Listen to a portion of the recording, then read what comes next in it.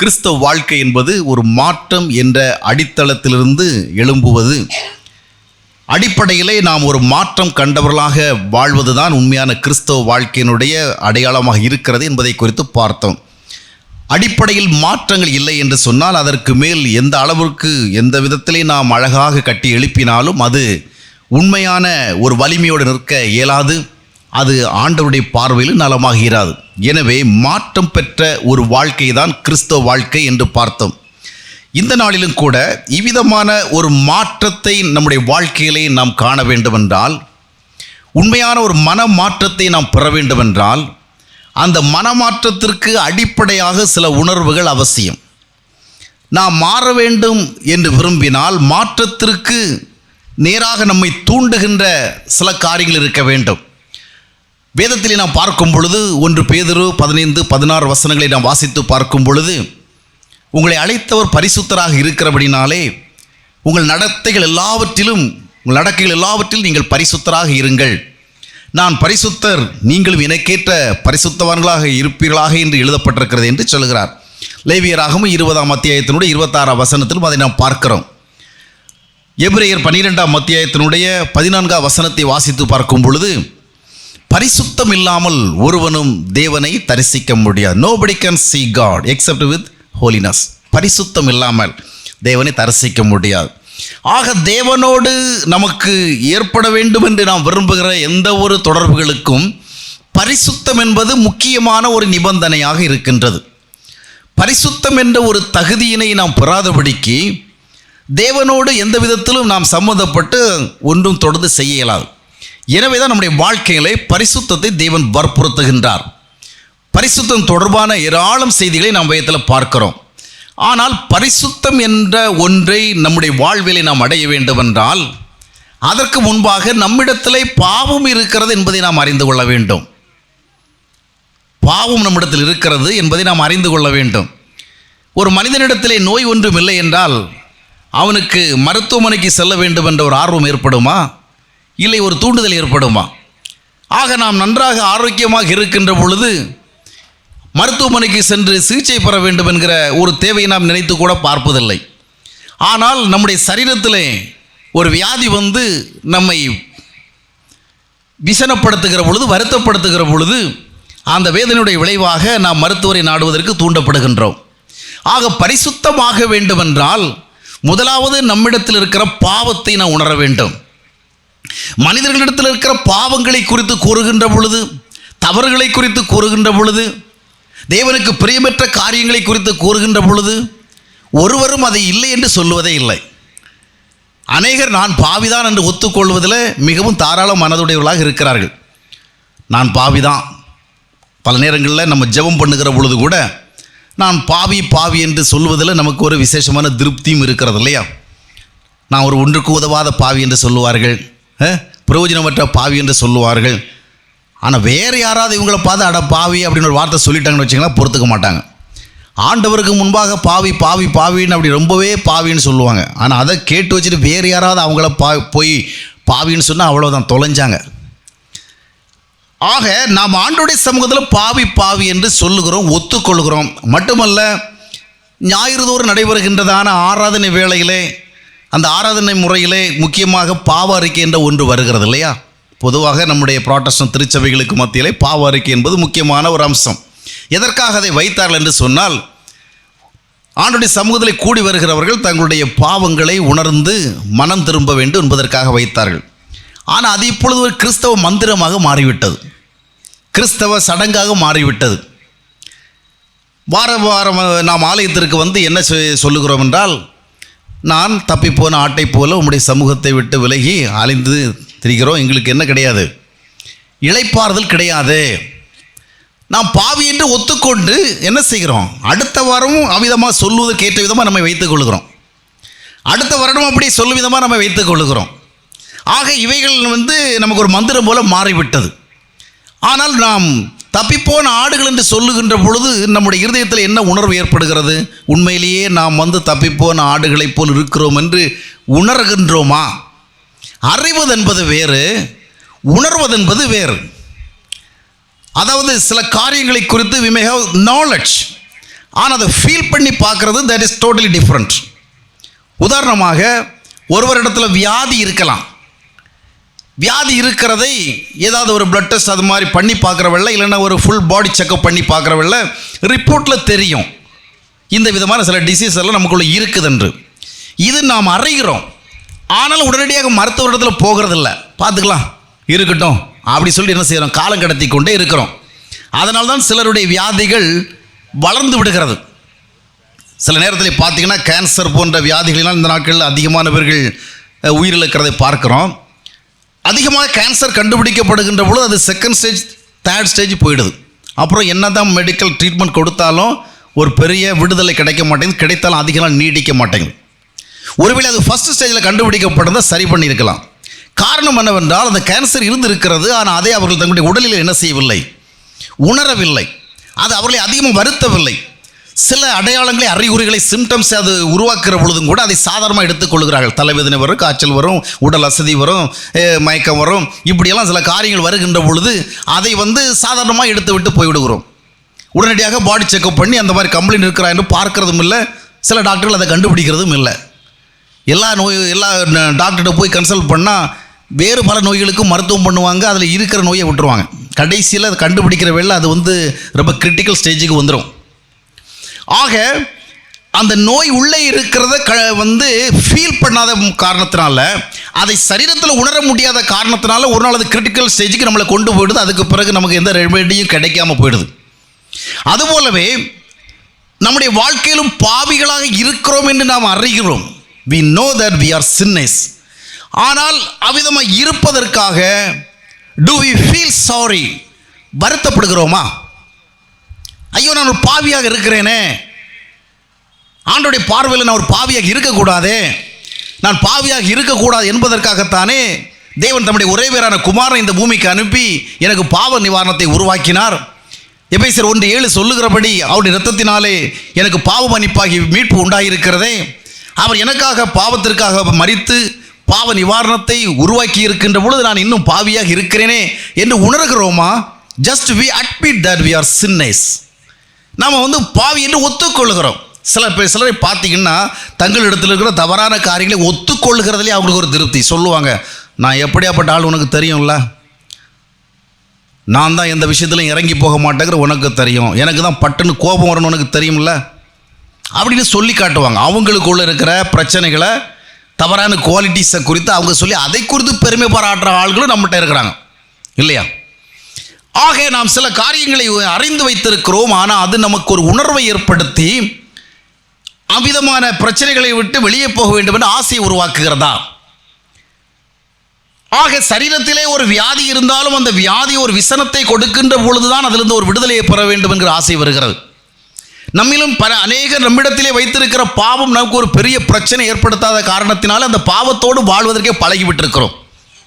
அந்த பாவத்தோடையே நாம் சபைகளுக்கு வரவும் ஆராதனையில் ஈடுபடவும், பாடல்கள் பாடவும், பாவ அறிக்கை செய்யவும், விசுவாச அறிக்கை செய்யவும், இவ்விதமாக நம்முடைய ஆயுள் காலங்களே கடந்து செல்கிற நிலைமை இருக்கிறது.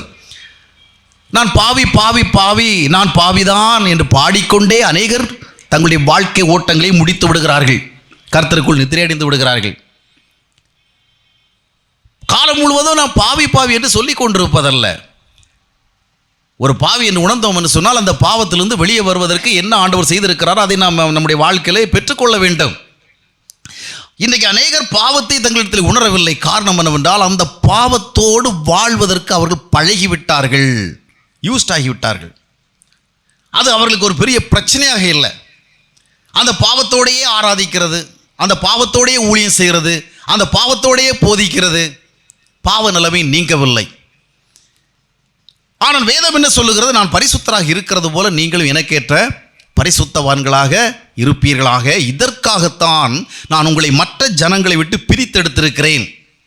ஆண்டவர் நம்மை இந்த பாவ உலகத்திலிருந்து பிரித்தெடுக்கிறார். எதற்காக என்று சொன்னால் அவருக்கொத்த ஒரு பரிசுத்த ஒரு நிலையை நாம் அடைவதற்காக. இன்றைக்கு காலையிலே கூட நாங்கள் நடத்தின அந்த முகாமிலே பரிசுத்தத்தை மையமாக வைத்து தான் நான் பிரசங்கித்தேன். இப்பொழுது பிரசங்கித்ததே அல்ல, அதாவது பரிசுத்த தொடர்பான வேறு சில காரியங்களை பகிர்ந்து கொண்டேன். எதற்காக ஆண்டவர் நம்மை பரிசுத்தமாக வாழ அழைக்கிறார் என்றால், ஏதோ நமக்கு சில நிபந்தனைகளை, கட்டாயங்களை கொடுக்க வேண்டும் என்பதற்காக அல்ல. கடுமையான சில கட்டளைகளை பின்பற்ற வைக்க வேண்டும் என்பதற்காக அல்ல, பரிசுத்தமாக வாழ்வதற்கு தேவன் நம்மை அழைக்கிறார் என்றால் இந்த உலகத்திலேயே ஒரு உயர்ந்த ரகமான வாழ்க்கையை வாழ அழைக்கிறார். High standard of living.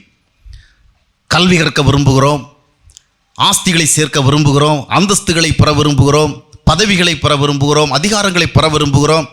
இவைகளெல்லாம் பெற விரும்புகின்ற பொழுது நம்முடைய நோக்கம் என்ன? வாட்ஸ் அவர் பர்பஸ்? வாட்ஸ் அவர் மோட்டிவ்? ஒரு ஸ்டாண்டர்டு கூட வரணும். மற்றவங்களுக்கு முன்னாடி நம்ம என்ன செய்யணும்? வி மஸ்ட் பிகம் டால். ரொம்ப உயரமாக வரணும். நமக்கென்று ஒரு நல்ல ஸ்டாண்டர்டை நம்ம உருவாக்க வேண்டும். 4 பேருக்கு மத்தியில் நம்முடைய ஸ்டாண்டர்டு கொஞ்சம் ஹையாக இருக்கணும் அப்படிங்கிற ஒரு எக்ஸ்பெக்டேஷனோடு தான் இதெல்லாத்துக்கும் நம்ம முயற்சி பண்ணுறோம். ஆனால் இவைகள் எல்லாவற்றை விட உயர்ந்த ஒரு ஸ்டாண்டர்டை தான் ஆண்டவர் நமக்கு தருகிறார். அது என்ன ஸ்டாண்டர்டு? அதான் ஹோலினஸ். என்னைக்கு ஒத்த தரத்துக்கு நீங்கள் வாருங்கள் என்று ஆண்டவர் அழைக்கிறார். நான் பரிசுத்தராக இருக்கிறது போல் நீங்களும் எனக்கேற்ற பரிசுத்தவான்களாக இருப்பீர்களாக. அப்படி என்றால் பரிசுத்தமான வாழ்க்கை என்பது ஒரு உயர்தரமான ஒரு வாழ்க்கை. பரிசுத்தமான வாழ்க்கைக்கு இணையான வாழ்க்கை ஒன்றுமே கிடையாது. உலகம் முழுவதும் ஒருவன் சம்பாதிக்கலாம், உலகம் முழுவதும் ஒருவன் ஆளலாம். அப்படி ஆண்டாலும் தேவனுடைய பார்வையிலே ஒரு மனிதனிடத்தில் பரிசுத்தம் காணப்படும் என்று சொன்னால் அவன்தான் அவருடைய பார்வையிலே பெரியவன், உயர்ந்தவன். அவன்தான் தனக்குள்ளும் உண்மையான ஒரு சந்தோஷத்தை உடையவனாக, சமாதானத்தை உடையவனாக, வாழ்க்கையினுடைய அர்த்தங்களை புரிந்து கொண்டவனாக, தன்னுடைய வாழ்க்கைக்கு சரியான ஒரு அழகை உருவாக்கி கொண்டவனாக, தன்னுடைய வாழ்க்கையின் மேலே ஒரு திருப்தியுடையவனாக காணப்படுவான். பரிசுத்தம் என்கிறதான அந்த ஸ்டாண்டர்ட் இல்லாதபடிக்கு, அந்த ஸ்டேட்டஸ் இல்லாதபடிக்கு, இந்த உலக ரீதியாக வேறு எந்த ஸ்டேட்டஸை நாம் பெற்றுக்கொண்டாலும் அந்த ஸ்டேட்டஸ் மூலமாக நம்முடைய வாழ்க்கையில் உண்மையான ஒரு திருப்தியை நாம் பெற முடியாது. சாலமன் அவ்வளோ பெரிய உயர்நிலைக்கு வந்தான். அவ்வளோ பெரிய உயர்நிலைக்கு வந்த பிறகும் அவனுடைய இருதயம் என்ன சொன்னது? எல்லாம் மாயை என்று சொன்னது, எல்லாம் மனதுக்கு சஞ்சலம் என்று சொன்னது. 1000 பேரை திருமணம் செய்வதற்கு வாய்ப்பு பெற்றிருந்த ஒரு மனிதன் அவனும் சொன்னான். ஒரு கல்யாணம் பண்ணவன் அதான் சொல்கிறான், 1000 பண்ணவன் அதான் சொல்கிறான். இந்த காலத்தில் ஒரு கல்யாணம் பண்ணி வச்சுட்டே என்ன சொல்கிறாங்க? ஏண்டா அந்த மாதிரி ஒரு தப்பை பண்ணோம், இதை மட்டும் செய்யாமல் இருந்தால் எவ்வளோ நிம்மதியாக இருந்திருக்கலாம் அப்படின்னு சொல்கிறான். சாலமன் 1000 செஞ்சான். அப்போ அதுலேருந்து என்ன விளங்குது நமக்கு? ஒரு வாழ்க்கை நமக்கு திருப்தி கொடுக்கவில்லை என்றால் 1000 விதங்களிலே ட்ரை பண்ணி பார்த்தாலும் அது நமக்கு என்ன கொடுக்காது? It will never give us the true satisfaction. ஆக ஒன்றில் திருப்தி இல்லை என்றால் ஒவ்வொரு 1000த்திலும் திருப்தி இல்லை. நல்ல காலம் சாலமன் ராஜா 1000 தாண்டி போகலை. நமக்கு இந்த ஃபிகரை சொல்கிறது கஷ்டமாக போயிருக்க பார்த்து. ரவுண்டாக 1000 சொன்னதுனால ஏதோ ஒரு பைபிள் குயிஸ் அதுன்னு வச்சா பதில் சொல்கிறதுக்கு பட்டுன்னு சொல்ல முடியுது இல்லையா? அவர் ஒரு 1322 அந்த மாதிரிலாம் மேலே போயிருந்தாருன்னு சொன்னால் கொஞ்சம் கஷ்டமாக போயிருக்கும். ஆக 1000 பேரை கல்யாணம் பண்ணார். ஏராளமான செல்வ வளங்களை எல்லாம் வைத்திருந்தார். வெள்ளி பொண்ணை எல்லாம் கற்களை போல் குவித்து வைத்திருந்தார். வெளிநாடுகளிலிருந்து ஏராளமான பொருளை இம்போர்ட் பண்ணி வைத்திருந்தார். எல்லாம் பண்ணி வச்சுட்டு கடைசியில் சொன்னார், மாயை மாயை, எல்லாம் மனதுக்கு சஞ்சலம். ஆக இந்த உலக ரீதியாக எவ்வளோ பெரிதான உயர்நிலைகளை பெற்றாலும் அந்த உயர்நிலைகள் மனிதனுக்கு ஒரு உண்மையான சந்தோஷத்தை கொடுக்காது என்பதைத்தான் வேதாகமம் மூலம் அறிகிறோம். நாம் வாழ்கின்ற காலத்திலே அநேகருடைய வாழ்விலை நிகழுகின்ற சம்பவங்கள் வாயிலாக அறிகிறோம். எனவே ஆண்டவர் நம்மை ஒரு உயர்ந்த ஸ்டாண்டர்டுக்கு அழைக்கிறார். எனக்கு ஒத்த ஸ்டாண்டர்டுக்கு வாங்க. அந்த மாதிரி வருகிறதுக்காகத்தான் தேவன் என்ன செய்தார்? தம்முடைய மகிமை விட்டு இந்த அற்பமான மனிதர்களுக்கு மத்தியிலே வந்தார். ஏனென்றால் அவருக்கு ஒத்த மகிமையை நாம் பெற வேண்டும் என்று. நாம் அவரை போல் மாற முடியாது. எனவே அவர் நம்மை போல மாறி அவருக்கு ஏற்றபடி நம்மை மாற்ற வந்தார். அந்த மாற்றத்தை நமக்குள்ளே கொண்டு வருவதுதான் கிறிஸ்தவம். அல்லேலூயா. ஆக இப்படிப்பட்ட மாற்றத்தை நாம் காண வேண்டும் என்றால் முதலாவது நம்மை பாவிகள் என்று அறிவதோடு மட்டும் இல்லாதபடிக்கு அந்த பாவி என்ற அறிவு நம்மளை உணர்த்த வேண்டும், உறுத்த வேண்டும் இல்லையா? ஆக அறிந்து வைத்திருக்கிறதோடு அல்ல, உறுத்த வேண்டும். ஏன் நாம் பாவம் நம்மோடு இருக்கிறது என்று அறிந்து வைத்தும் அந்த பாவத்தை வெளியேற்ற வேண்டும் என்ற ஆர்வமற்றவர்களாக இருக்கின்றோம்? நம்மில் ஒரு சிலருக்கு நம்முடைய வாழ்வில் இருக்கிற குறைபாடுகள் தெரியும், குணாதிசயங்கள் இருக்கிற தவறுகள் தெரியும், வாழ்க்கை முறைகளில் இருக்கின்ற விருப்பமற்ற காரியங்கள் தெரியும். எத்தனையோ விதங்களில் நாம் குறைபட்டவர்களாக இருக்கிறோம். இவை எல்லாவற்றையும் அறிந்து வைத்திருந்தும் அவைகளை நம்மை விட்டு அகற்ற வேண்டும் என்று விரும்பவில்லை, அவைகளை விட்டு விலகி வர வேண்டும் என்று நாம் விரும்பவில்லை. அதற்கு அடிப்படை காரணம் என்ன? நம்மிடத்தில் எது இருக்கக்கூடாது அது இருக்கிறது, பாவம் இருக்கிறது. அந்த பாவம் நம்மோடு இருக்கின்ற பொழுது அது நம்மை அதிக வருத்தப்படுத்தவில்லை, அது நமக்கு ஒரு பிரச்சனையாக தெரியவில்லை. பாவம் பாவம் என்று சொல்லுகின்ற பொழுதே சிலருடைய இருதயத்தில் எழும்பலாம், என்ன பாவம் பாவம் பாவம் பாவம் என்றால் என்ன? சிலர் என்ன நினைக்கிறாங்கன்னா, பாவம்னு சொல்கிறவல்ல வேறு யாரையோ நினச்சிக்கிறாங்க. அவன் பாவி, இவா பாவி, நாம் யார்? நாம் ரொம்ப நல்லவங்க. நம்ம யாருக்கு என்ன தீமை பண்ணோம்? யாருக்கு என்ன அநியாயம் பண்ணோம்? யார்கிட்ட நம்ம வாங்கிட்டு கொடுக்காம போயிட்டோம்? யாருடைய சொத்தை நம்ம அபகரித்தோம்? நம்ம பேரில் ஒரு நில அபகரிப்பு கேஸே கிடையாது. ஆக நாம் யாருக்குமே ஒரு தப்பும் பண்ணலை.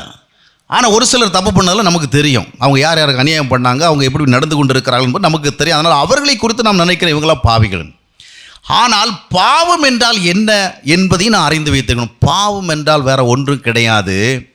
வேதாகமத்தினுடைய வார்த்தைகளை சரியாக நீங்கள் படித்து சிந்திக்கும் பொழுது ஒன்றை அறிந்து கொள்ள முடியும். பாவம் என்பது ஏதோ நாம் பல பாவ செயல்களை செய்வதல்ல. பாவம் என்பது தேவ உறவில்லாமல் வாழ்வதுதான் பாவம். மனிதன் தேவ உறவில் வாழ்வதற்கு படைக்கப்பட்டவன். மனிதன் தேவனுடைய நோக்கத்தை நிறைவேற்றுவதற்காக படைக்கப்பட்டவன். அந்த தேவ உறவிலே அவன் வாழாத பொழுது அவன் ஒரு நல்ல நீதிமானாக கூட இருக்கலாம். நிக்கோதேமுவை குறித்து நேற்றைய தினம் உங்களுக்கு நான் சொன்னேன். நிக்கோதேமு ஒரு நல்ல மனுஷன், very good scholar, brilliant theologian, riches. ஆக எந்த லெவலில் அவர் பார்த்தாலும் ரொம்ப நல்ல மனுஷனாக இருக்கிறார். அதனால் அவரை யாரும் பாவின்னு சொல்ல முடியாது, தப்பான மனுஷன் சொல்ல முடியாது. ஆனால் இயேசு கிறிஸ்து அவரிடத்தில் பேசுகின்ற பொழுது அவருக்கு ஒரு மறுபடியும் பிறத்தல் அவசியம்னு சொன்னார். காரணம் என்ன? மனிதன் எவ்வளவு நல்லவனாக இருக்கிறான் என்பதல்ல, அவன் தேவ உறவோடு இருக்கிறானா. ஏனென்றால் மனிதன் படைக்கப்பட்டதனுடைய நோக்கம் அது. நான் நல்லவனாக மட்டும் இருந்து விடுவதனாலே தேவன் என்னை பரிசுத்தவான் என்று சொல்லிவிட மாட்டார். நான் நல்லவனாக இருப்பது மட்டுமல்ல, நான் அவரோடு இருக்கிறேனா, தேவ உறவுடன் வாழ்வதற்கு தான் படைக்கப்பட்டவர், தேவ நோக்கத்திற்காக படைக்கப்பட்டோம். அந்த அடிப்படையில் தான் தேவன் நம்மை ஆதியாகமம் 1:27 நாம் வாசிக்கிறபடி God created us in his own image. அவருடைய சாயலில் நம்மை படைத்தார். ஏனென்றால் அவரோடு இருப்பதற்காக, அவருடைய நோக்கத்தை நிறைவேற்றுவதற்காக. நம்முடைய வாழ்க்கையிலே நாம் நல்லவர்களாக இருக்கலாம், யாருக்கும் எந்த தீமை செய்யாதவர்களாக இருக்கலாம், சமூக சேவர்களாக இருக்கலாம், சமுதாயம் நம்மை பார்த்து உயர்ந்த வாழ்க்கையை வாழுகிறவர்களாக கூட சொல்லுகின்ற அளவிற்கு நல்ல உயர் தகுதி படைத்தவர்களாக இருக்கலாம். ஆனால் தேவ உறவில் வாழவில்லை என்றால் தேவ நோக்கம், நம்முடைய வாழ்வின் மேல் தேவன் வைத்திருக்கிற நோக்கம் என்ன, எந்த திட்டத்திற்காக மனிதனை படைத்தார், அதை நாம் உணர்ந்து வாழவில்லை என்றால் அதுதான் பாவம். அந்த தேவ உறவின்மை தான் நம்மிடத்திலே பலவிதமான பாவ செயல்களை உருவாக்குகின்றது. ஏன் தவறு செய்கிறோம், ஏன் பொய் சொல்லுகிறோம், ஏன் ஏமாற்றுகிறோம், ஏன் கோபப்படுகிறோம், ஏன் எரிச்சல் அடைகிறோம், ஏன் வெறுப்பையும் விரோதத்தையும் மனதில் வைத்துக் கொண்டு வாழ்கிறோம், ஏன் பெருமையோடு வாழ்கிறோம், அகந்தையோடு வாழ்கிறோம், ஆணவத்தோடு வாழ்கிறோம், பணாசையோடு வாழ்கிறோம், பொருளாசையோடு வாழ்கிறோம், ஆடம்பர உலகத்தினுடைய மோகங்களுக்கெல்லாம் அடிபணிந்து வாழுகிறோம், ஆகாத இச்சைகளுக்கும் ஆசைகளுக்கும் இடம் கொடுத்து அடிமைகளாகி போகிறோம். இவைகளுக்கெல்லாம் காரணம் என்னவென்று சொன்னால், நாம் தேவ உறவில் இல்லை, தேவனுடைய ஐக்கியத்தில் இல்லை. தேவ உறவில் நாம் இல்லாத காரணத்தினாலே தேவையற்ற காரியங்களெல்லாம் நம்மை தவறாக இழுத்து சென்று விடுகிறது. வலிமையற்றவளாக இருக்கிறோம். ஆக தேவ உறவின்மை தான் ஒரு மனிதனை பாவியிலே என்பதை நிர்ணயிக்கிறது. எனவே தேவ உறவின்மை, தேவ நோக்கத்தின்படி வாழாமை தான் பாவம். அதனால் பாவியாக இருக்கிறதுக்கு நம்ம ரொம்பவும் டெரிபிள் சின்ஸ் எல்லாம் பண்ணியிருக்கணும் கட்டாயம் கிடையாது. கொலை பண்ணியிருக்கணும், கொள்ளையடிச்சிருக்கணும், ஏமாற்றிருக்கணும், அநியாயம் பண்ணியிருக்கணும், அக்கிரமம் புரிஞ்சிருக்கணும், அந்த மாதிரி ரொம்பவும் மோசமான பாவங்களை தவறுகளை செய்தால்தான் பாவின்னு கிடையாது. If we do not experience God's fellowship in our personal life, there we stand as sinners. ஆண்டவருடைய ஐக்கியத்தை நம்முடைய வாழ்க்கையிலே பெறவில்லை என்றால் தேவ உறவை குறித்து தான் வேதாகமம் பேசுகிறது. ஆதியாகமத்தில் 5:22 நீங்கள் வாசித்து பார்க்கும் பொழுது, வேதாகமம் இல்லாத காலத்திலேயே, சபைகள் இல்லாத காலத்திலேயே, வேத போதனைகள் இல்லாத காலத்திலேயே ஆன்மீகம் என்பது உண்மையிலே எதுவாக இருந்திருக்கிறது என்றால், உண்மையான ஆன்மீகம் என்பது தேவனோடு இணைந்து வாழ்வதில் தான் இருந்திருக்கிறது. அதைத்தான் ஆதியாகமம் 5:22 பார்க்கிறோம். ஏனோக்கு என்ற ஒரு மனிதனை குறித்த செய்தி அங்கே வருகிறது.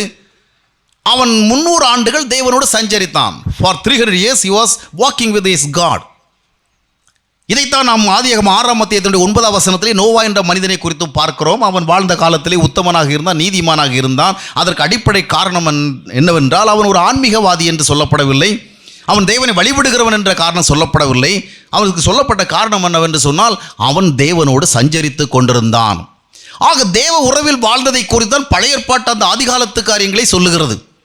ஆதியாகமம் 17:1 வாசித்து பார்க்கும் பொழுது, ஆபிரகாமை அழைத்த தேவன் ஒரு நாள் ஆபிரகாமிடத்தில் சொன்னார், ஆபிரகாமே, நீ எனக்கு முன்பாக நடந்து கொண்டு, வாக் பிஃபோர் மீ, எனக்கு முன்னால் நட அண்ட் பி பிளேம்லெஸ், உத்தமனாயிரு. அப்போ என்ன அர்த்தம்? நீ முன்னால் நடந்து கொண்டே இரு, நான் பின்னால் உங்கூட வந்து கொண்டே இருக்கிறேன். இதான் ஏன் ஆன்மீகம்?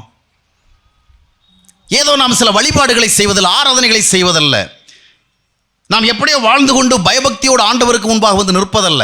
ஏனென்றால் தேவன் நாம் எவ்வளவு பயபக்தியோடு அவரை பணிகிறோம், தொழுது கொள்ளுகிறோம், எந்தெந்த விதங்களெல்லாம் நாம் பக்தியோடு உள்ள காண்பிக்கிறோம் என்பதில்லை. ஆண்டவர் பார்ப்பதெல்லாம் நம்முடைய இருதயத்தை தான்.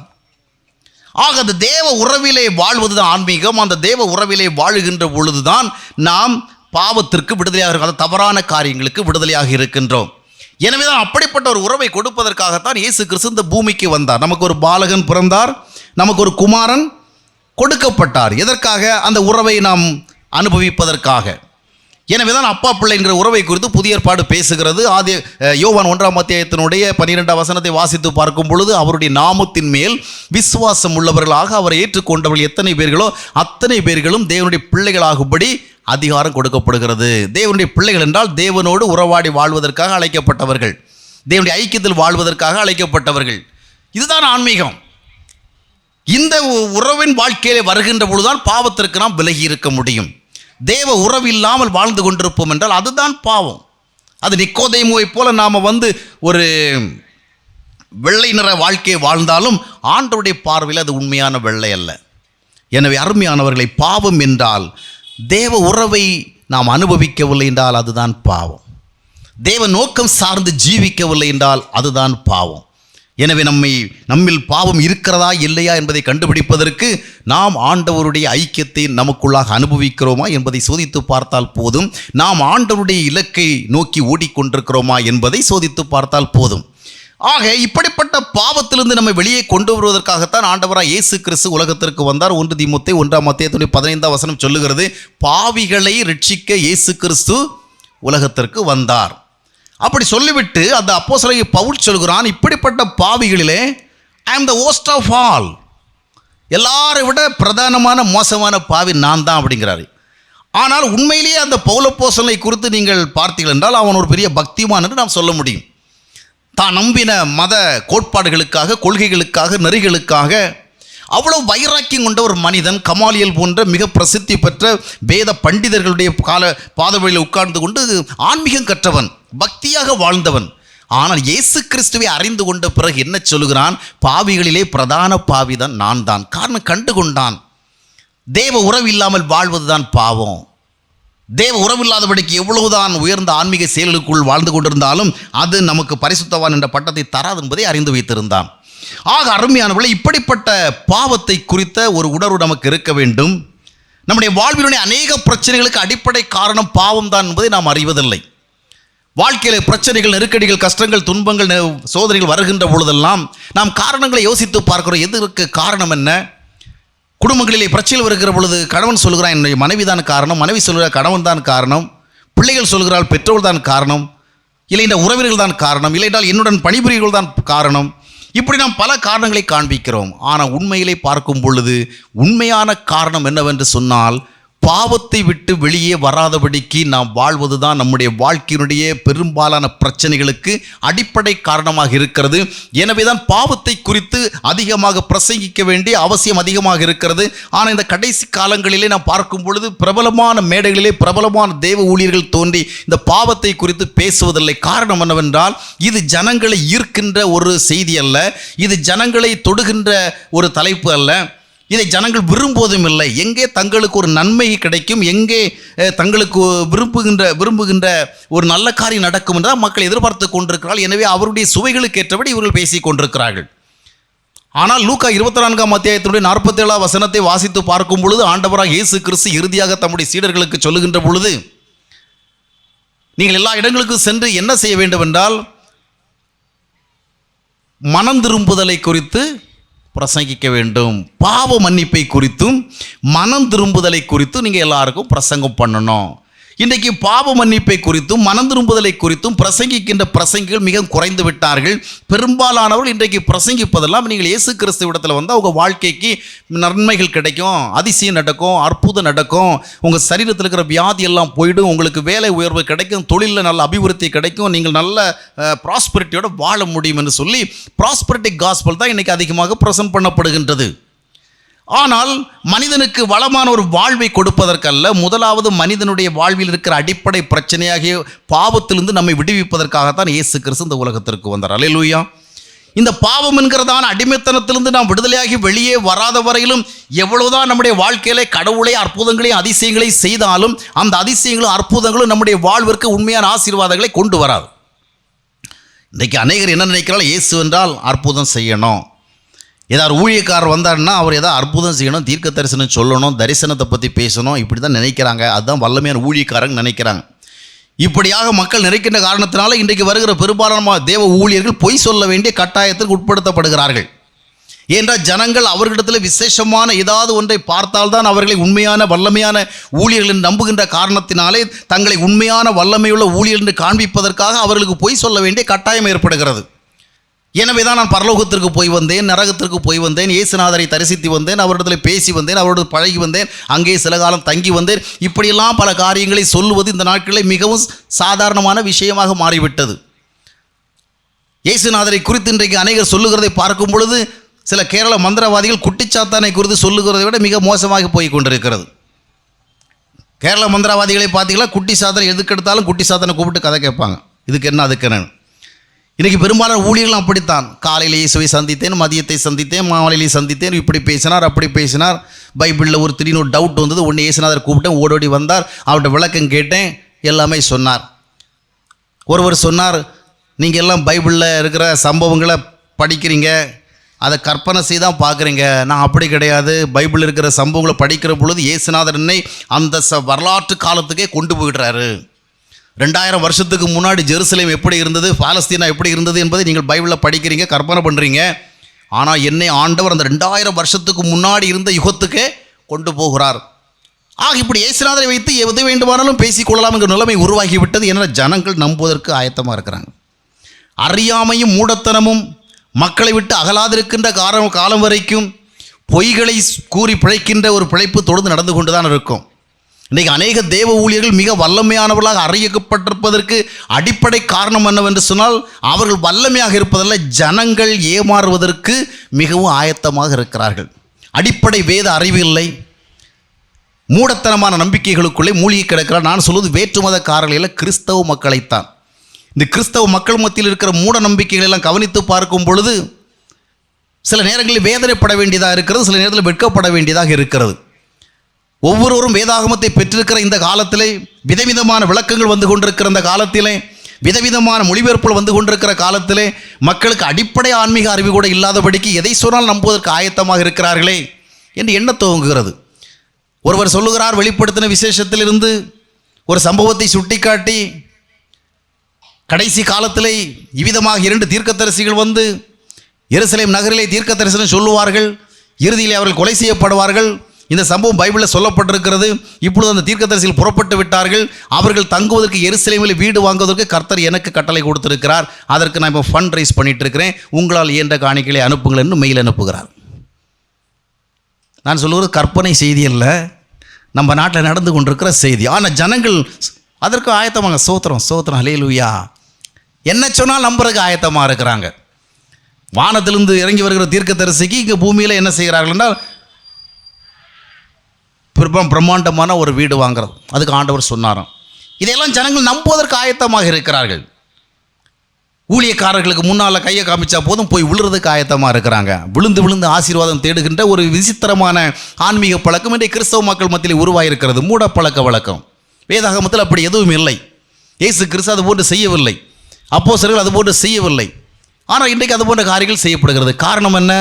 மக்களிடத்திலே மூட நம்பிக்கைகளும் ஆவிக்குரிய அறியாமைகளும் இருக்கின்ற காலம் வரைக்கும் ஊழியர்கள் இவ்விதமாக எதை சொன்னாலும் அவர்கள் எண்ணுகின்ற விதமாக காரியங்கள் நடப்பதற்கு நிறைய வாய்ப்புகள் இருக்கிறது.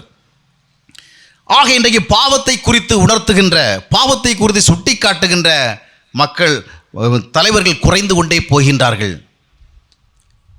ஆண்டவரை ஆசீர்வதிக்கிற ஒருவராக மட்டுமே காண்பித்துக் கொண்டிருக்கின்றார்கள். அற்புதம் செய்கிற ஒருவராகவே காண்பித்துக் கொண்டிருக்கிறார்கள். ஸ்பெஷல் மீட்டிங் போட்டால் அந்த மாதிரி ஏதாவது அற்புதம் நிகழ்ந்தால் அது ஸ்பெஷல் மீட்டிங்கு. என்ன சாம்சன் பால் பிரதருக்காக இந்த மாதிரி ஒரு ஸ்டேஜ் எல்லாம் போட்டு இந்த மாதிரி பந்தெல்லாம் கூட போட்டிருக்காங்களே, என்ன பிரயோஜனம்? வந்த நேரத்தில் இருந்து பார்த்துட்டு இருக்கிறோம், ஒரு தீர்க்க தரிசனமும் கிடையாது, ஒரு பரலோகத்துக்கு நரகத்துக்கு போய்விட்டு வந்த தரிசனமும் செய்தியும் கிடையாது, என்ன ஒன்றும் ஸ்பெஷலாக இல்லையே. இப்படி சிந்திக்கிற நிலைமை இருக்கிறது. ஆனால் பாவத்தை குறித்து பேசுவதற்காகத்தான் அன்றைக்கு அப்போஸ்தலர் அனுப்பப்பட்டார்கள். ஆனால் இன்றைக்கு வருகிற அப்போஸ்தலர் அற்புதங்களை குறித்து மட்டுமே பேசுகிறார்கள். ஆனால் அந்த ஆதிகால அப்போஸ்தலர் அந்த வேலையை செய்யவில்லை. அவர்களுடைய ஊழியங்களில் அற்புதங்கள் நிகழ்ந்தது. ஆனால் அவர்கள் அற்புதங்களை மையப்படுத்தி யாரிடத்திலும் பேசவில்லை. வாருங்கள், நீங்கள் அற்புதத்தை பெற்றுக்கொள்ளுங்கள் என்று ஒருபோதும் எந்த அப்போஸ்தலனும் அழைத்ததில்லை யாரையும். அவர்களுடைய பாவங்களை சுட்டிக்காட்டி பாவத்திலிருந்து மனம் திரும்பும்படியாக, தேவனுடைய ராஜ்யத்திற்கு தகுதியாகும்படியாகத்தான் அவர்கள் பேசினார்கள். மனிதனுடைய வாழ்க்கையிலே அற்புதங்களும் அதிசயங்களும் எத்தனை நிகழ்ந்தாலும் அவனுடைய அடிப்படை இருதயம் மாறவில்லை என்று சொன்னால் அவன் ஆண்டவர் அவனுக்கு எவ்வளோ ஆசீர்வாதம் கொடுத்தாலும் அவன் அனுபவிக்க முடியாது. இஸ்ரவேல் ஜனங்களுக்காக தேவன் எகிப்தில் 10 வாதைகள் மூலமாக மிக பிரம்மாண்டமான அற்புதங்களை செய்து அவர்களை விடுவித்தார். என்ன பிரயோஜனம்? போய் சேரலையே. எங்கே? கானானுக்கு போய் சேரல. அவர்களுக்காக செய்யாத அற்புதமா?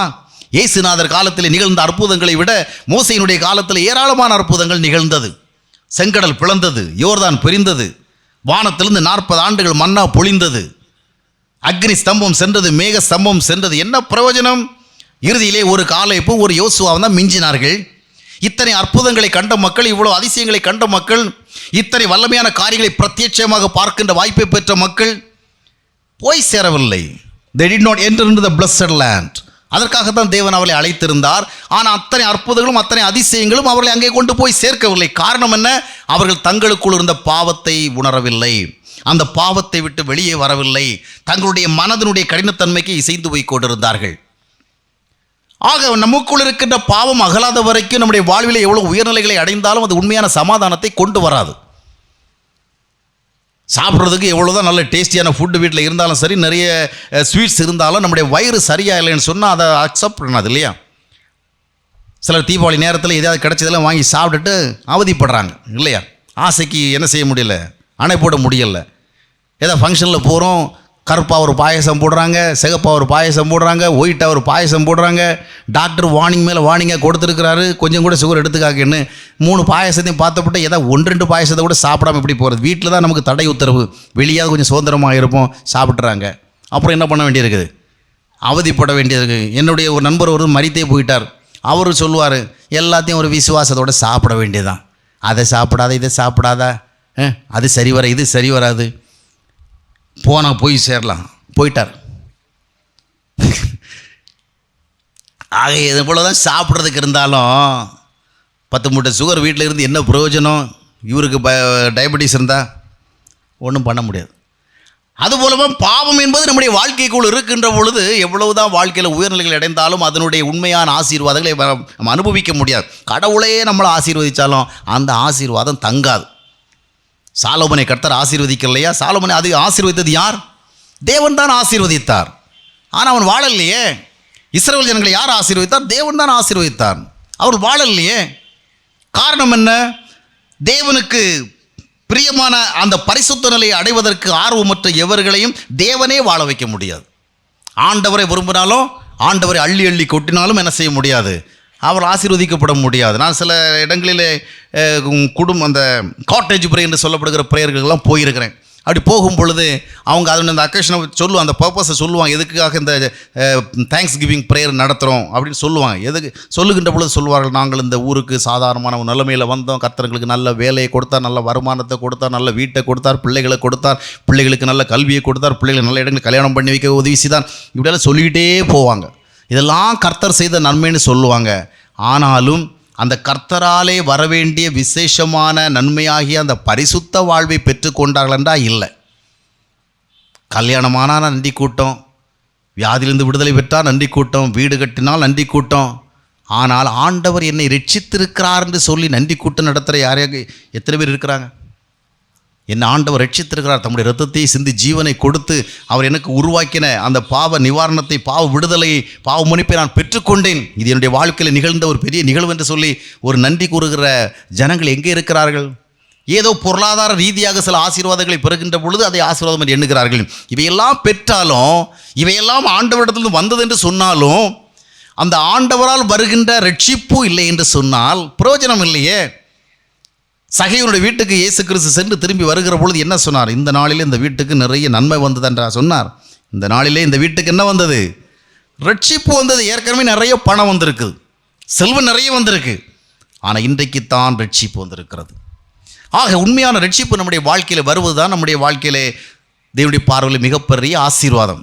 எனவே இந்த பாவத்தை குறித்த உணர்வுடைகளாக இருக்க வேண்டும். ஆனால் இந்த பாவத்தை குறித்த உணர்வற்றவர்களாக வாழ்கிறோமே, இதற்கு அடிப்படை காரணம் என்ன? ஒவ்வொன்றையும் விளக்கி சொல்வதற்கு நேரங்கள் அனுமதி கொடுக்காது. ஆனால் ஒரு சில காரணங்களை நான் சொல்லுகிறேன். நம்மில் அநேகர் நம்மிடத்தில் இருக்கிற பாவத்தை குறித்து நன்கு அறிந்திருக்கிறோம். we are well aware that we have lot of sins. ஆனால் அதை அகற்றுவதற்கோ அவற்றை விட்டு விலகி செல்வதற்கோ நாம் ஆக்கப்பூர்வமான எந்த நடவடிக்கையும் எடுக்கவில்லை. அதற்கு அடிப்படை காரணம் என்னவென்று சொன்னால், அந்த பாவம் நம்மை உறுத்தவில்லை. ஏன் உறுத்தவில்லை? அதற்கு வேதம் ஒரு காரணத்தை சொல்லுகிறது. எபேசியர் 2ஆம் அத்தியாயத்தினுடைய 1ஆம் வசனத்தை வாசித்து பார்க்கும் பொழுது, அக்கிரமங்களினாலும் பாவத்தினாலும் நாம் மரித்து போயிருக்கிறோம். அக்கிரமங்களும் பாவங்களும் நம்மை மரித்த ஒரு நிலைமைக்கு கொண்டு சென்றிருக்கிறது என்று சொல்லுகிறது. ஒரு மரித்து போன ஒரு மனிதனுக்குள்ளே, மனிதனுடைய சரீரத்திலே நீங்கள் குத்தினாலும் சரி வெட்டினாலும் சரி அது அவனை வேதனைப்படுத்தாது இல்லையா? என்றால் அது ஒரு டெட் பாடி. பல ஆண்டுகளுக்கு முன்பாக சென்னை ஸ்டான்லி ஹாஸ்பிட்டலில் ஒரு 15 வயது ஒரு கேர்ளை அழைச்சிட்டு வந்தாங்க. அவளுடைய பிரச்சனை என்னவென்று சொன்னால், அவளுடைய கையை கத்தியால் வைத்து அறுத்தால் கூட அவளுக்கு வலிக்காது, ஒரு கட்டையால் ஓங்கி அடித்தாலும் கூட வலிக்காது. அது ஒரு விசித்திரமான வியாதியாக இருந்து டாக்டர்கள்லாம் குழம்பி போய்விட்டார்கள், என்ன செய்வென்று தெரியவில்லை. காரணம் என்னென்றால் அந்த உணர்வு வியாதி இல்லை. ஆக நம்மில் அநேகருக்கு பாவம் இருக்கிறது என்ற அறிவு இருக்கிறது, ஆனால் அந்த பாவத்தை விலக்க வேண்டும் என்கிற ஒரு உண்மையான ஆசையிலே காரணம் என்ன? வசனம் சொல்லுகிறது, அக்கிரமங்களினாலும் பாவங்களினால் மரித்திருக்கிறோம். ஒரு பாவம் ஒரு மனிதனை மரித்த நிலைமைக்கு கொண்டு செல்லுகின்றது. ஒருவேளை நாம் நம்மில் இருக்கிற பாவத்தை உணராமல் இருப்பதற்கு இது ஒரு காரணமாக இருக்குமோ? நாம் மரித்து போயிருக்கிறோமோ? வெளிப்படுத்தின விசேஷம் 3ஆம் அத்தியாயத்தினுடைய 1ஆம் வசனத்தை வாசித்து பார்க்கும் பொழுது, சர்தை என்று சொல்லப்படுகிறதான ஒரு சபைக்கு ஆவியானவர் சில எச்சரிக்கைகளை கொடுக்கும் பொழுது, நீ உயிரோடு இருக்கிறவன் என்று பெயர் பெற்றும் செத்தவனாய் அல்லவா இருக்கிறாய், உயிரோடு இருக்கிறவனாக நீ நினைத்து கொண்டிருக்கிறாய். இன்றைக்கு சில திருச்சபைகள் அப்படித்தான் சொல்லிக் கொண்டிருக்கிறது. இந்த திருச்சபைகளெல்லாம் செத்த சபைகள், நாங்களோ ஆவிக்குரிய சபைகள், நாங்களோ உயிர் பெற்ற சபைகள் என்று சொல்லிக் கொண்டிருக்கிறார்கள். உயிர் பெற்றிருக்கிறோம் என்று சொல்லுகிறது நல்லது தான். பேர் கிறிஸ்தவ சபைகளாக அநேக சபைகள் மாறிவிட்ட நிலைமையிலே உயிர் பெற்ற சபைகளாக இருக்க வேண்டியது அவசியம். ஆனால் அந்த உயிர் இருப்பதை எப்படி வெளிப்படுத்துகிறார் என்று பார்க்கும் பொழுது வெறும் சத்தங்களில் மட்டும்தான். ஆரவாரம் கேட்கிறது, சத்தம் வருகிறது, ஆனால் சத்தியம் சார்ந்த உண்மையான உயிர் அங்கேயும் இல்லை. அதனால்தான் அந்த காலத்திலேயே பைபிள் சொல்லுது, நீ உயிரோடு இருக்கிறவன் என்று பெயர் பெற்றும் செத்தவனாக இருக்கிறாய். உன்னுடைய ஆராதனையிலே ஆரவாரம் இருக்கிறது, உன்னுடைய ஆராதனையிலே சத்தம் இருக்கிறது, ஆனால் உன்னுடைய வாழ்க்கையிலே பரிசுத்தம் இல்லையே, உன்னுடைய குணாதிசயங்களிலே பரிசுத்தம் இல்லையே. நீ நன்றாக ஆராதிக்கிறாய், நன்றாக துதிக்கிறாய், நன்றாக ஓசை எழுப்பி எல்லா காரியங்களையும் செய்கிறாய், நல்லது தான், அவசியம்தான். அமைதியாகவே இருந்து கொண்டு ஆன்மீக பாதையிலே தொடர்ந்து செல்ல வேண்டும் என்பது ஒரு எழுதப்பட்ட சட்டம் அல்ல. ஆவிக்குரிய உணர்வுகள் மனிதனை உந்துகின்ற பொழுது அங்கே ஆரவாரங்களுக்கும் இடம் உண்டு, சத்தங்களுக்கும் இடம் உண்டு. கடவுள் எப்பொழுதும் அமைதியாகவே இருக்கிறான்னு நாம் எண்ணிக்கொண்டிருக்கக்கூடாது. ஆரவாரங்கள் மனிதனுடைய இருதயத்தில் உற்சாகங்கள் வருகின்ற பொழுது ஆரவாரங்கள் அங்கே தோன்றும் இல்லையா? ஒரு சந்தோஷத்தை காணுகின்ற பொழுது நாம் அதை நமக்குள் அடக்கி கொள்ளுவதில்லை, சத்தமிடுகிறோம். ஆனால் வெறும் சத்தமே சந்தோஷத்திற்கு அடையாளமாகி விடாது. இன்றைக்கி சத்தங்கள் இருக்கிறது, சத்தியங்கள் இல்லை. ஆரவாரங்கள் இருக்கிறது, ஆண்டவருக்கு ஏற்ற வாழ்க்கை இல்லை. எனவே தான் சபையை குறித்து எங்கே ஆவியானவர் சொல்லுகிறார், நீ உயிரோடு இருக்கிறவன் என்று சொல்லியும் செத்தவனாக இருக்கிற. எதனால் அப்படி சொல்லியிருக்கக்கூடும்? நீ செத்தவனாக இருக்கிற காரணத்தினால்தான் உன்னிடத்தில் இருக்கின்ற தவறுகளை உன்னால் உணர முடியவில்லை, உன்னிடத்தில் இருக்கிற பாவங்களை நீ உணர்ந்து அறிக்கையிட முடியவில்லை, உன்னை திருத்திக் கொள்ள முடியவில்லை. ஆக இப்படிப்பட்ட ஒரு நிலைமையில் நாம் இருந்தால் என்ன செய்வது? பாவத்தை அறிந்திருக்கிறோம், அந்த பாவத்தை விட்டு விலகி வர வேண்டும் என்ற ஆசை நமக்கு ஏற்படவில்லை. அப்போ இது ஒரு விதமான நோயாக இருக்க முடியும். It may be a kind of spiritual disease. பாவத்தை அறிகிறோம், உணர முடியலை. ஆண்டவரிடத்தில் சொல்லணும், ஆண்டவரே என்கிட்ட நிறைய தவறான காரியங்கள் இருக்கிறத என்னால் அறிய முடிகிறது. மற்றவர்கள் சுட்டி காட்டுகின்ற பொழுது அதை நான் பொறுத்து கொள்ளாவிட்டாலும் கூட என்னை நான் ஆராய்ந்து பார்க்கும் பொழுது என்னுடைய எண்ணங்களிலே, என்னுடைய நினைவுகளிலே, என்னுடைய சிந்தனைகளிலே, என்னுடைய செயல்களிலே, என்னுடைய குணங்களிலே, என்னுடைய பார்வைகளிலே, என்னுடைய பழக்க வழக்கங்களிலே, என்னுடைய ஆசைகளிலே, ஆர்வங்களில் ஏராளமான பாவங்கள் இருக்கிறது. ஆனால் அறிகிறேன், என்னால் அதை விட்டு விலகி வர முடியவில்லையே. நான் செத்தவனாக இருக்கிறேனோ? மரித்தோரையும் உயிரோடு எழுப்புகிற ஆண்டவராக நீர் இருக்கிறீர் அல்லவா? பாவத்திலே நான் மரித்து போயிருந்தால் என்னை இந்த பாவத்தை விட்டு வெளியே கொண்டு வாரும் என்று நாம் ஜெபிக்க வேண்டும். அல்லேலூயா. ஆக பாவத்தை அறிகின்ற ஒரு வாழ்க்கை மட்டுமல்ல, பாவத்தை உணர்கின்ற வாழ்வாக மாற வேண்டும் என்ற இது ரொம்ப முக்கியமான விஷயம். நேற்றைக்கு என்னுடைய மனைவி டெலிஃபோன் பண்ணி கேட்டாங்க, என்ன டாபிக் பேசுனீங்க அப்படின்னு. மனமாற்றத்தை பற்றி பேசுனேன். இதைத்தானே பேசுவீங்க, நாளைக்கு என்ன பேச போகிறீங்க? நாளைக்கு இது மாதிரியே பேசாதுங்க, கொஞ்சம் வித்தியாசமாக பேசுங்க, பேசுனதையே திருப்பி திருப்பி பேசாதுங்க. ஏன்னா என்னுடைய சில பழக்கவழக்கங்கள் உங்களுக்கு தெரியும். ஆண்டவர் என்ன சொல்கிறார் அதை பேசுவோமா அப்படின்னு. சில நேரங்களிலே சில காரியங்களை திருப்பி திருப்பி பேசுகிற பொழுது ஏன் இதையே திருப்பி திருப்பி சொல்ல வேண்டும்? அது ரொம்ப அவசியமாக இருக்குதே. கேன்சர் பிரச்சனைக்காக மருந்து கொடுக்குறோம், ஹீல் ஆகலை.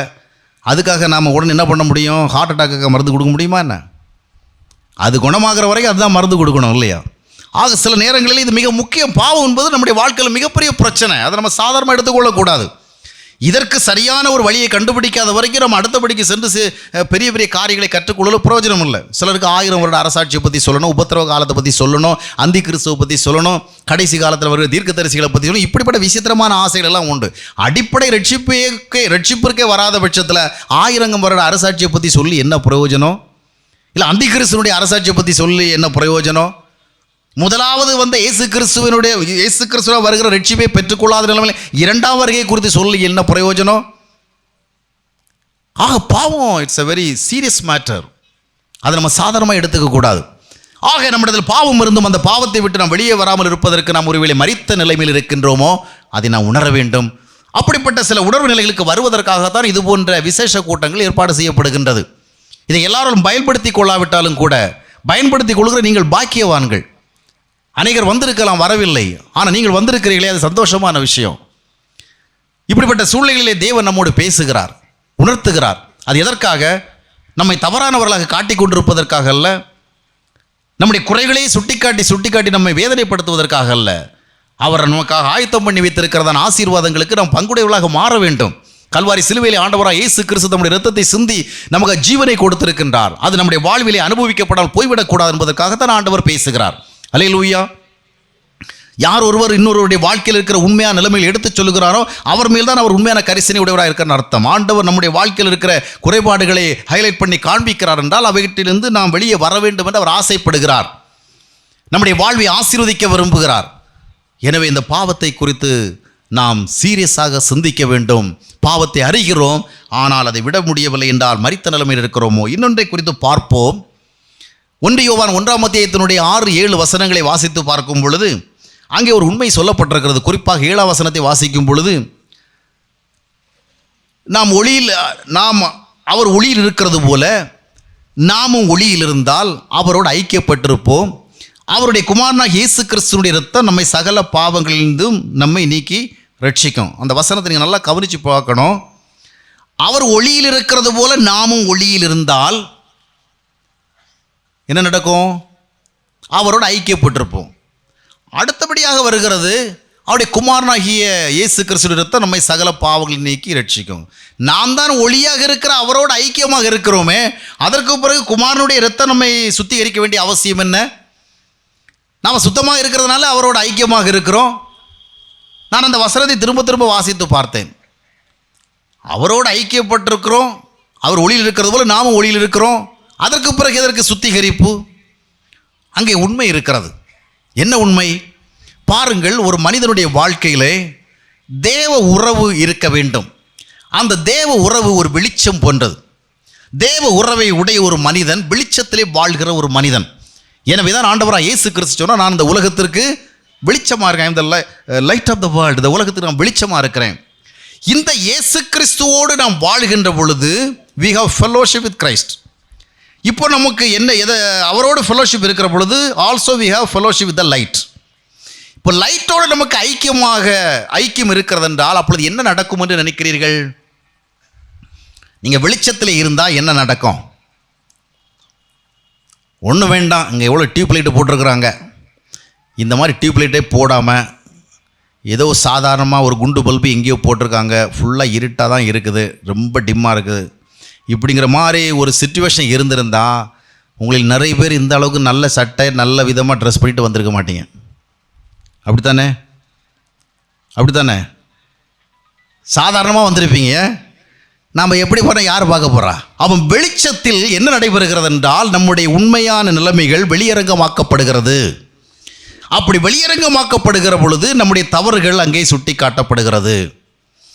இருட்டுக்குள் இருக்கிற ஒரு மனிதன் தன்னுடைய ஆடையில் இருக்கின்ற அழுக்களை அறிந்து கொள்வதற்கு வாய்ப்பில்லை. ஆனால் அவனுக்கு தெரியும், நான் அழுக்கான சட்டை தான் போட்டிருக்கேன்னு. ஆனால் கம்ஃபர்டபுளாக இருப்பான் இல்லையா? கம்ஃபர்டபுளாக இருப்பான். ஏன்? இருட்டை யாரும் பார்க்கல. ஆனால் வெளிச்சத்தில் இருக்கின்ற பொழுது அந்த பக்கம் பார்த்துக்குவோம், அந்த பக்கம் பார்த்துக்குவோம். அவன் அந்த மாதிரி ஷர்ட் போட்டிருக்கான், அவன் இந்த மாதிரி ஷர்ட் போட்டிருக்கான், நாம் இந்த மாதிரி போட்டிருக்கிறோமே, அயன் பண்ணாத பழைய சட்டை போட்டிருக்கோமே, அந்த மாதிரி ஒரு ஃபீலிங் வரும். அதுபோல்தான் தேவ உறவு என்பது இட்ஸ் அ லைட். இந்த தேவ உறவிலே நாம் வாழுகிற பொழுது நம்மிடத்திலே காணப்படுகிற சிறிய தவறுகளையும் குறைவுகளையும் அந்த தேவ வெளிச்சம் என்ன செய்யும்? அது சுட்டி காட்டும், அதை எக்ஸ்போஸ் பண்ணும். அப்படி எக்ஸ்போஸ் பண்ணுகிற பொழுதுதான் we are able to understand about our sins. அப்பொழுதுதான் நாம் என்ன செய்கிறோம்? ஆண்டவராக இயேசு கிறிஸ்துவின் இரத்தத்தினாலே கழுவப்படுகிற வாய்ப்பை பெறுகிறோம். ஒரு அழுக்கு நம்மிடத்தில் இருப்பதை நாம் கவனிக்கின்ற வாய்ப்பை பெறுகின்ற பொழுதுதான் அந்த அழுக்கை அகற்றுவதற்கான ஒரு உணர்வு பெற்று அதற்குரிய காரியங்களை செய்கிறோம். அப்போ தேவ உறவு என்கிற வெளிச்சத்திலே வாழ்கின்ற பொழுதுதான் நம்முடைய வாழ்வில் இருக்கிற குறைகளையும் குற்றங்களையும் பார்த்து நாம் உறுத்தப்படுவோம், நமக்குள்ளே உணர்வூட்டப்படுவோம், அது அகல வேண்டும் என்று ஆசைப்படுவோம். அந்த தேவ உறவு என்கிற வெளிச்சத்தில் வாழவில்லை என்று சொன்னால் எல்லாம் சாதாரணமாகிவிடும். ஆக அருமையானவளை, இன்றைக்கு நம்மில் இருக்கிற பலவிதமான தவறுகள் குறைவுகளை குறித்து நாம் ஒருவேளை கண்டுகொள்ளாமல் இருக்கிறோம் என்று சொன்னால் அதனுடைய காரணம் தேவ உறவு இல்லாமல் இருக்கதாகும். எனவே நம்முடைய வாழ்க்கையிலே சில காரியங்கள் நம்மை உறுத்தவில்லை என்பதற்காக, அது நமக்கு ஒரு பெரிய பிரச்சனை இல்லை என்பதற்காக அது நமக்கு நல்லதுதான் எண்ணிவிடக்கூடாது. அவற்றோடு வாழ்வதற்கு பழகி கொண்டிருக்கக்கூடாது. எனவே மரித்தவர்களாக இருந்தால் பாவத்தை உணர வாய்ப்பில்லை, தேவ உறவில்லாதவர்களாக இருந்தால் பாவத்தை உணர வாய்ப்பில்லை. தேவ உறவிலே வாழுகிற மனிதன் வெளிச்சத்திலே வாழுகிறான். அவன் தன்னுடைய வாழ்க்கையில் நடைபெறுகின்ற சிறு சிறு தவறுகளையும் பார்த்து மனவேதனைப்படுகிறான். ஆகாப் என்கிற ஒரு ராஜா இருந்தான், எத்தனையோ தவறுகளை செய்தான். மனாசே என்று ஒரு ராஜா இருந்தான், எத்தனையோ பாவங்களை செய்தான். ஆகாஸ் என்று ஒரு ராஜா இருந்தான், எத்தனையோ அட்டகாசங்களையும் எத்தனை அநியாயங்களை செய்தான். ஒரு நாள் அவன் தன்னுடைய தவறுகளுக்காக வருந்தினதே இல்லை. ஆனால் தாவீது தன்னுடைய வாழ்க்கையில் ஒரு தவறை செய்தான். அந்த தவறை செய்துவிட்டு ஒரு ராஜாவாக இருந்த பொழுதிலும் கூட அவன் கண்ணீர் விட்டு அழுதான். ஆண்டவரே என்னை சுத்திகரியும் என்று ஆண்டவரை நோக்கி கெஞ்சினான்.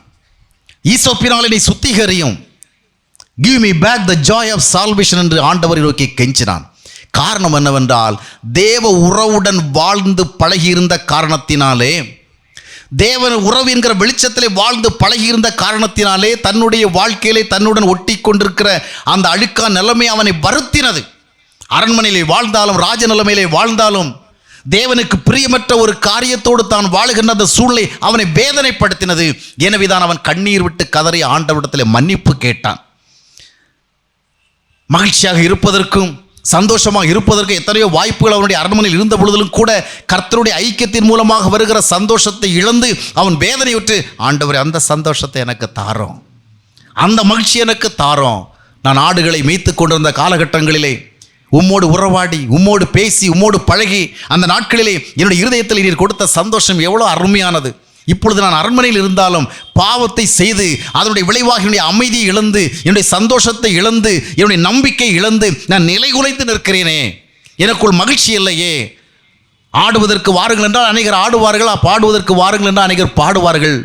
பல விதங்களிலே கேளிக்கைகளை நான் பார்க்க முடியும், ஆனால் அவற்றினால் எனக்கு மகிழ்ச்சி இல்லை. காரணம் என்ன? தேவ உறவிலே அவன் வாழ்ந்து பழகியிருந்தான். எனவே அந்த வாழ்க்கையிலே அவன் பக்கத்தில் ஒரு பாவம் நிகழ்ந்த பொழுது அதோடு அவனால் வாழ முடியவில்லை. ஆண்டவரிடத்திலே அவன் கெஞ்சி மன்றாடி அந்த பாவத்திலிருந்து வெளியே வந்தான். அல்லேலூயா. எனவே நம்முடைய பாவத்திலிருந்து நாம் வெளியே வருவதற்கு நாம் ஆண்டவருடைய சமூகத்தில் உண்மையாக நாம் ஜெபிக்க வேண்டும். ஏதோ ஞாயிற்றுக்கிழமையில் நான் பாவிதான் என்று சொல்லுவதல்ல. அது சடங்காச்சார ஒரு பாவ அறிக்கை, அது பயனற்ற ஒரு பாவ அறிக்கை, அது மந்திரம் போல நாம் சொல்லுகிறது.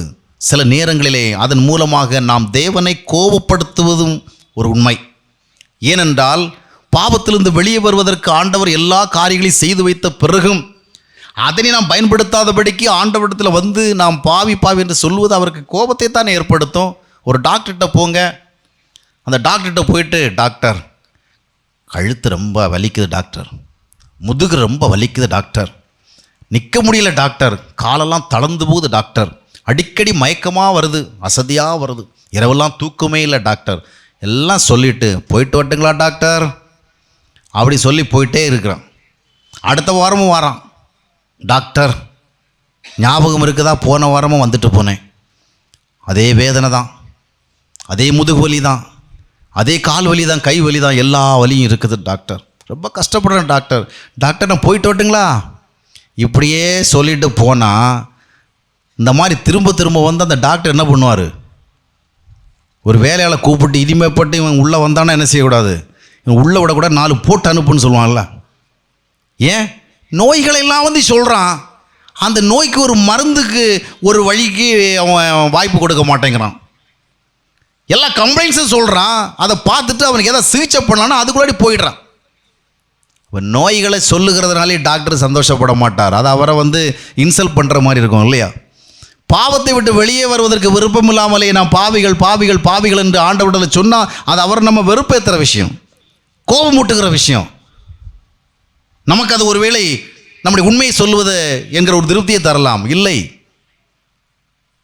எனவே பாவம் நம்மிடத்தில் இருக்கிறது என்று நாம் உணர்ந்து கொண்டோம் என்றால் அந்த பாவத்தை விட்டு வெளியே வருவதற்கு நம்மை ஆண்டவருக்கு ஒப்பு கொடுக்க வேண்டும். இன்னொரு பிரச்சனையும் இருக்கிறது. என்ன பிரச்சனை என்றால் அதை நாம் பார்த்து விடுவோம். இந்த பாவத்தை திரும்ப திரும்ப திரும்ப திரும்ப செய்து பாவ குணாதிசயங்களோடு இணைந்து வாழ்ந்து வாழ்ந்து வாழ்ந்து என்ன ஆகிவிடுது என்றால் அதோடு வாழ பழகி விடுகிறோம், அது நம்மை கடினப்படுத்தி விடுகிறது. திரும்ப திரும்ப ஒரு தவறை செய்கின்ற பொழுது அந்த தவறு போக போக நமக்குள்ளே ஒரு உறுத்துதலை தருவதை நிறுத்தி விடுகிறது. இப்போ முதல் முறையாக நீங்கள் பரோட்டா செய்ய போகிறீங்கன்னு வச்சிங்களேன், வெளியிருந்து வாங்குகிற பரோட்டாலாம் சரியில்லை அப்படின்னு நீங்களே பரோட்டா செய்ய போகிறீங்கன்னா, பரோட்டா செஞ்சு வெளியே எடுக்கிறவள்ள அந்த பரோட்டா செய்கிறவன் என்ன பண்ணுறான், 2 கையால் நல்லா அப்படி இப்படி இடித்து அந்த சூடான எண்ணெய் சூடாக இருக்கிறவளே அதை செய்வான். முதல் முறை நீங்கள் செஞ்சீங்கன்னா கை ரொம்ப சுடும், 2ஆம் முறை செய்கிறவளையும் சுடும். ஆனால் தொடர்ந்து 4-5 முறை செய்துட்டிங்கன்னா அப்புறம் சுடாது. என்ன ஆகிட்டுது, இந்த மசால் வடை இந்த மெது வடையெல்லாம் செய்கிற இடங்களை பார்த்துருக்குறீங்களா, அந்த கொதிக்கிற எண்ணெயிலேருந்து அவன் அதை அந்த கரண்டியில் எடுத்து சாதாரணமாக கையால் தூக்கி போடுறான், அவ்வளோ சூடான பரோட்டாவை அடிக்கிறான். நேற்றுக்கு நாங்கள் நைட்டில் கூட பரோட்டா சாப்பிட்டோம், அவன் கையால் எடுத்துகிட்டு வந்து சாதாரணமாக வைக்கிறான், அதை எங்களால் கையால் பிடிச்சி சாப்பிட்றது கஷ்டமாக இருக்குது, அவ்வளோ சூடாக இருக்குது. காரணம் என்ன, அவனுக்கு அந்த சென்சிட்டிவ்னஸே போயிடுச்சு. எந்த தவறுகளிலே தொடர்கிறோமோ, எந்த தவறான குணாதிசயங்களை தொடர்கிறோமோ, எந்த தவறான பழக்கங்களை தொடர்கிறோமோ தொடக்கத்தில் தான் அதை உறுத்தும். ஒரு தவறான வழியில் போகும் பொழுது, ஒரு தவறான உறவை நோக்கி போகின்ற பொழுது, ஒரு தவறான பழக்கத்தை நோக்கி போகின்ற பொழுது, ஒரு தவறான பேச்சை பேசுகிற பொழுது முதலாவது உறுத்துதல் வரும். நம்முடைய கான்சியன்ஸ் ரொம்பவும் நம்மளை டிஸ்டர்ப் பண்ணோம். ஆனால் அந்த டிஸ்டர்பன்ஸை பற்றி கவலைப்படாதபடிக்கு மறுபடியும் செய்கிற பொழுது அந்த கான்சியன்ஸுடைய டிஸ்டர்பன்ஸும் போயிடும். Now it's okay, everything is all right. ஆனால் நோய் உள்ளே வளருகிறது. என்கிட்ட ஒரு பழக்கம் வருது கொஞ்ச நாளாக. நான் டெய்லி இரவில் போகிறவள்ள என்ன பண்ணுறதுன்னா, ரொம்ப சிஸ்டமேட்டிக்காக அலாரம் வச்சுக்கிறது. காலையில் 4:30க்கு 5 மணிக்கு எழும்பணுன்னு ஒரு டைமை செட் பண்ணிக்கிறது. அது அடிக்கிறவள்ள என்ன பண்ணுறது, ஒரே அமுக்கு, அவ்வளோதான். அமுக்கிட்டு 4:30 மணிக்கு அலாரம் வச்சுட்டு அப்புறம் மறுபடியும் எழும்புறது 6 மணி. அலாரம் வச்சு புண்ணியமே இல்லை, மனசுக்கு ரொம்ப வருத்தம். மறுநாளும் பார்த்தீங்கன்னு சொன்னால் அலாரம் வைக்கிறது, அடிக்கிறவள அது அலாரம் அடிக்கிறவள கையால் அமைக்க விடுறது. இப்படியே கொஞ்ச நாள் போயிட்டு இருந்தது. காரணம் என்ன, ஒரு காரியத்தை தொடர்ந்து செய்கிறவள அதுவே நமக்கு பழக்கமாகிடுச்சு. அதற்கு பிறகு அலாரம் வைக்காமல் இருக்கிறதுக்கு நான் பழக வேண்டியதாக இருந்தது. முதல்ல அலாரம் வைக்கிறதுக்கு பழக வேண்டியதாக இருந்தது, அப்புறம் அலாரம் வைக்காமல் இருக்கிறதுக்கு பழக வேண்டியதாக இருந்தது. என்னுடைய பழக்க தோஷம் என்ன ஆகிடுது, தூங்க போகிறவள்ள ரொம்ப என்ன கரெக்டாக எழும்ப போகிற ஒரு மாதிரி அலாரம் வைக்கிறது, காலையில் எழும்புறதில்லை. ஆக எந்த ஒரு காரியத்தில் நாம் தொடர்ந்து போய் கொண்டிருக்கும் பொழுது அதனுடைய பழக்கமாக மாறிவிடுகிறது. எனவே தான் சங்கீதம் 95:8 வாசிக்கும் பொழுது, இன்று அவருடைய சத்தத்தை நீங்கள் கேட்பீர்கள் என்று சொன்னால் உங்களை இருதயத்தை கடினப்படுத்த விடாதிருங்கள், கடினப்படுத்தாதிருங்கள்.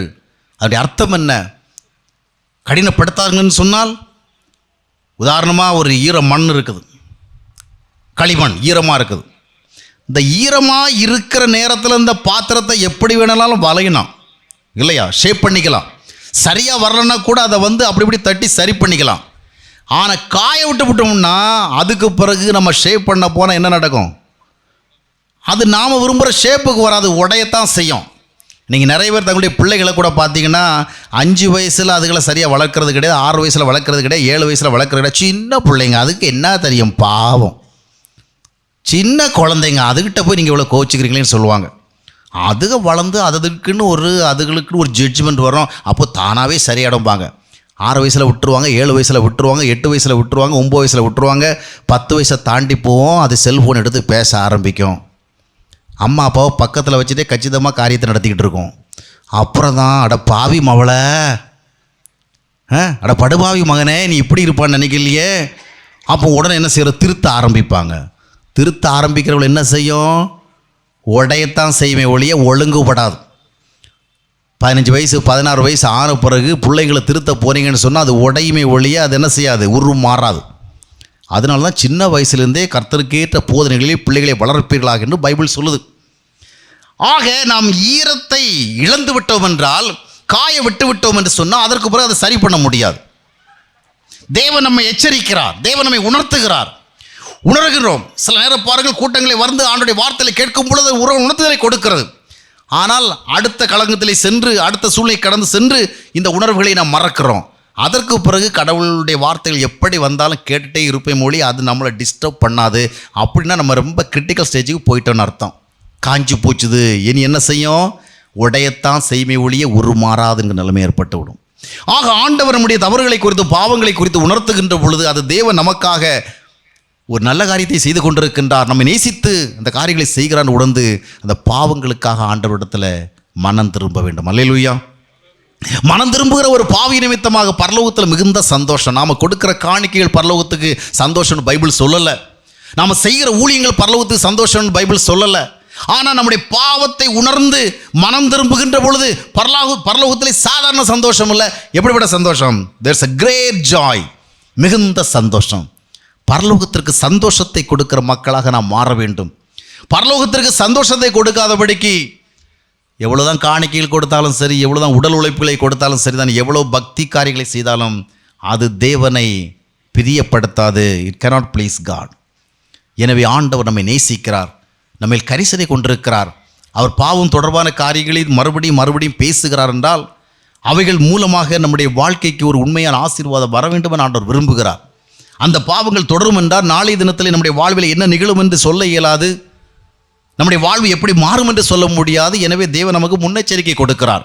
எனவே அவருடைய வார்த்தைகள் நம்முடைய பாவத்தை உணரும்படியாக செய்கிற பொழுது நாம் உணர்ந்து என்ன செய்ய வேண்டும், மனம் திரும்ப வேண்டும். இன்றைய தினத்தில் நாம் ஆண்டுடைய வார்த்தைகளை கேட்டோம். பாவத்தை அறிகிறோம், உணர்கின்றோமா?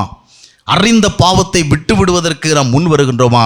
இல்லை என்றால் ஆண்டவருடைய சமூகத்தில் நம்மை தாழ்த்தி நாம் செபிப்போம். ஆண்டவரே, நான் மரித்த நிலைமையில் இருந்தால் லாசருவை உயிரோடு எழுப்புனது போல என்னை உயிரோடு எழுப்பும்.